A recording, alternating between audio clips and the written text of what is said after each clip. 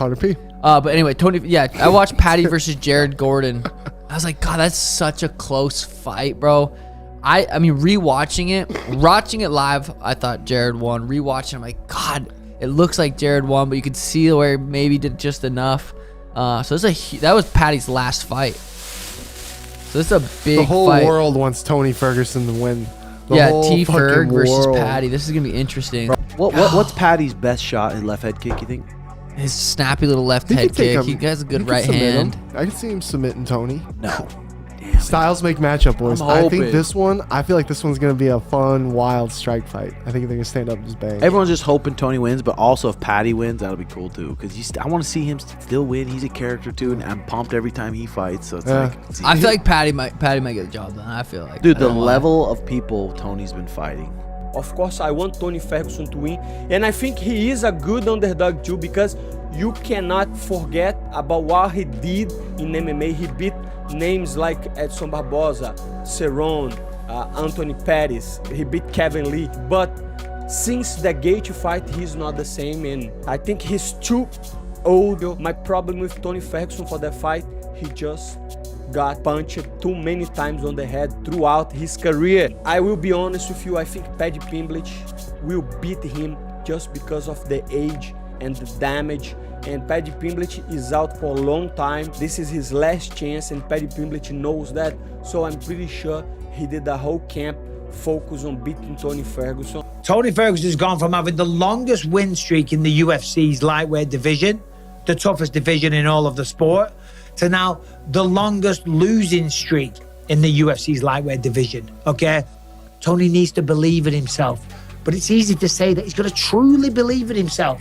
You can go out there and talk to the media. You can speak to everybody. You can say, oh, I believe in myself. I'm going to win this fight. I've had a great camp. I'm in the best shape of my life. But when you lie down on that bed at night and your head touches the pillow, do you really believe in yourself? When you look at yourself in the mirror, do you really believe that you can do it? Because when you've lost 6 in a row, that's a hard thing to do. But when you've had that many fights, when you've been knocked out that many times, when you've had that many losses and you've had your spirit broken, willing it, wanting it, wishing it, working it, it doesn't matter. Sadly, I think Tony Ferguson will go out there and lose again Saturday night. And it might just be the last time we ever get to see the legendary Tony Ferguson compete.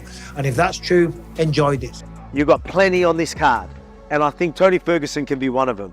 I can see David Goggins being like, look, yeah, I made him a champ again, you know what I mean? So it's going to be interesting to see how it goes if Tony Ferguson does win. I don't think it's something that he ever needed to work on.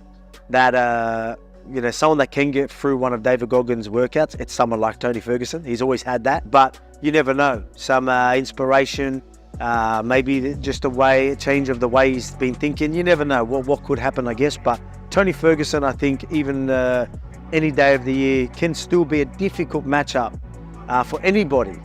And I think a difficult matchup for Paddy Pimblett. But I will lean towards Paddy Pimblett. But you do have a good underdog in Tony Ferguson. You got to think Tony's still only been fighting top dudes, top level guys, So I think like even though he's on a losing streak, Tony's still dangerous. He's still one of the best guys in the world. He still beats a good portion of the roster, And for Paddy, it's a good test. It's a good test to show that you can beat an established vet who's been in there with the best in the world and things like that. So it's a win-win on both sides. Tony win, do you think? Or do you think at this stage in his career it might be too much of a task? I think he can.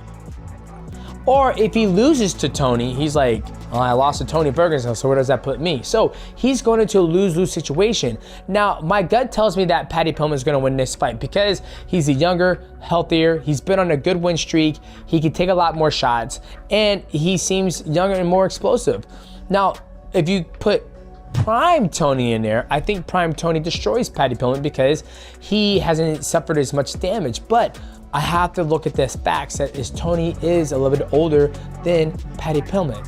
But I do think skill-wise, Ferguson has the skills to beat him. I think he can land shots on Paddy because Paddy does leave himself open to a degree, and Ferguson does have a really good bottom game to not let Paddy take him down and just beating there. I am worried that Tony accepts the takedowns too readily and we see him on his back. Yeah. So I would like to see like a cardio version of Tony that's just in your face, moving awkwardly, landing shots. I'm not smashing Paddy. I think Paddy has the tools to be in the UFC and to fight in the UFC and to make big things. Obviously, he was a fan favorite, but Paddy's definitely the favorite in this fight, no doubt. I'm just playing devil's advocate and I'm going for the underdog, which is Fergo El Kakui, because I think this will probably be his last fight.